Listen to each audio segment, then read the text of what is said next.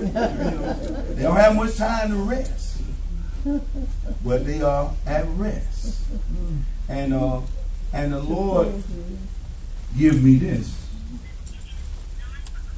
When you are in the military, I can kind of speak about that.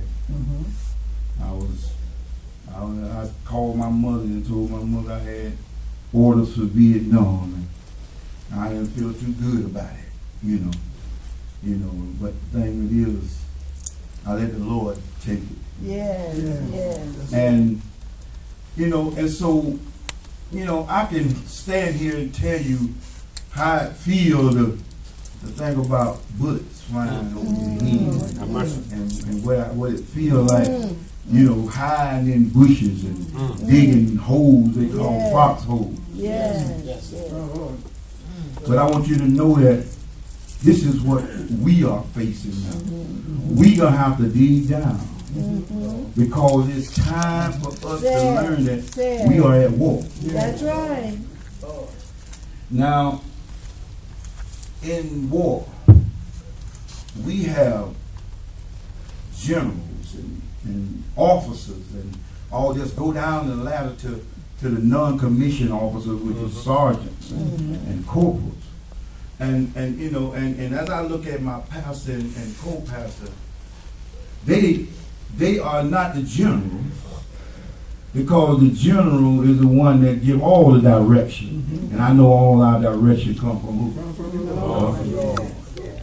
But I know he had to get in there where they had that colonel spot and lieutenant colonel. And the thing it is, because they are who we look to. So as an officer, they cannot come out there hopping. They can't come out there undressed. They can't come out there unprepared for war. All right. They got to be ready. Yes.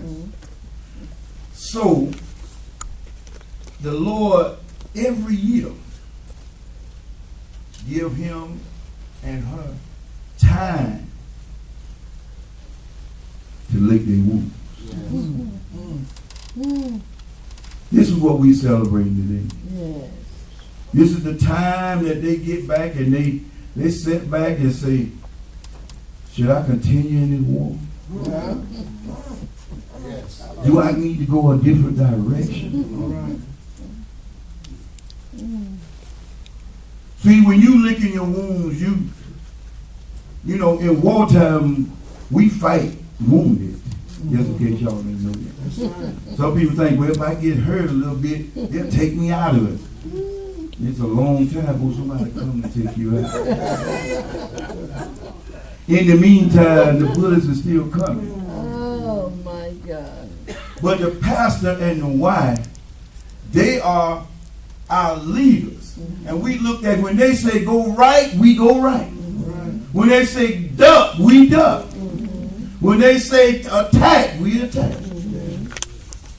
But just because they give a direction don't mean that they don't get hurt too. That's right. See? So they need to lick their wounds. They need to have a time to rest and get their wounds a little going to where they can still move. You know how sometimes we don't feel our best, but we get better. And so this is what they're doing, because it's hard to keep that smile that you see on co-pastors' faces and pastors. It's hard to keep that smile. But they got to keep letting you know that we got the victory. Yes. We are determined to go. And all you got to do is follow our direction. Yes. All right. Amen. Yes. And so the Lord told me that it's time to lick your wounds. And one verse out of Job is where I want to start. And it's the 28th chapter and the 28th verse. I just want y'all to hear me tonight. Say, and unto man, he said, behold, the fear of the Lord, that is wisdom.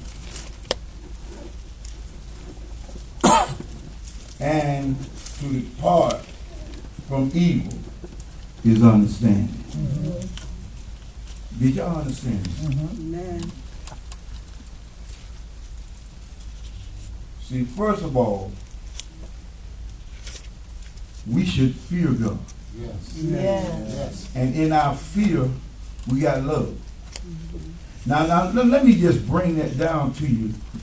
You know, when I was a child, I didn't really see my father that much, but I saw my mother. And my mother gave me enough fear as a child to let me know what to do and what not to do. Amen.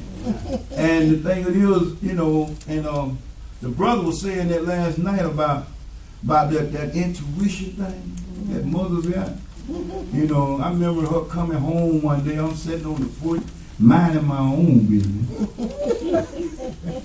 and she say, "Go get that switch. I know you've been down the road." And I was just like him. I said, "Now how in the world did she know that I was down the road?" I'm sitting on the porch minding my own business. You know. And see, this is what I'm trying to let you know. This is the fear that you need to have for God, even more so. Because God knows it all. He knows where you've been. He knows where you're going. He knows what you are supposed to do right now. Yeah. Yeah.